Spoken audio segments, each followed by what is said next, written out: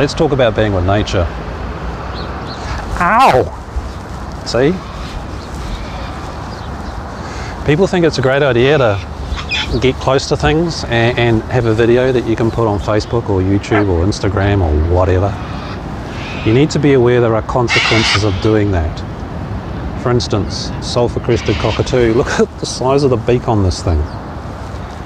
So this morning I've made some videos. Now these birds are very powerful.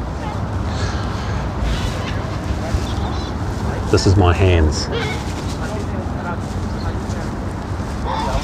They've got claws. Well, most of that's beak. I know how to work with these birds because I've done it a few times. And I'm aware of the consequences. Choose to get close to safe animals if you want to commune with nature. Go to a pet shop. Get yourself a pet. Learn how they think and how they work and how to commune with them.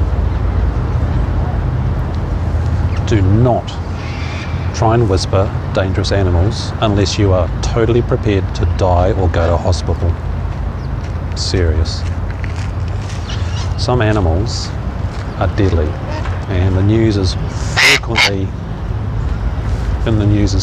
the fact that zookeepers end up in hospital or in a coffin because the tiger got them. Doesn't matter how many decades you've known that animal, it's its natural instinct. So common sense is important.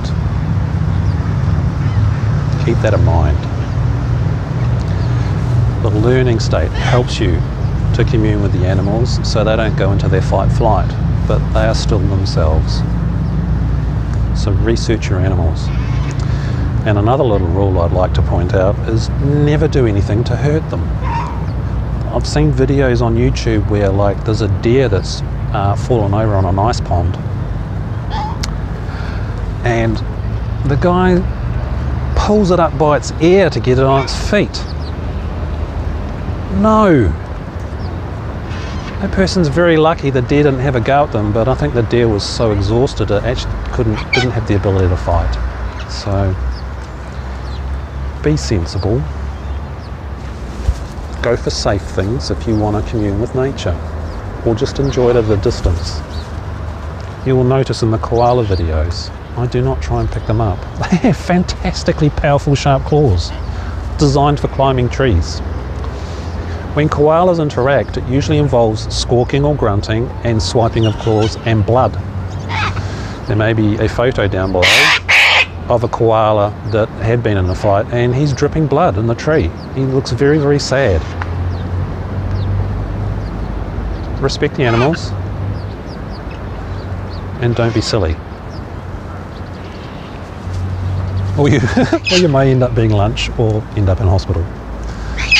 So, I'm Jason for StudentSuccessTutor.com.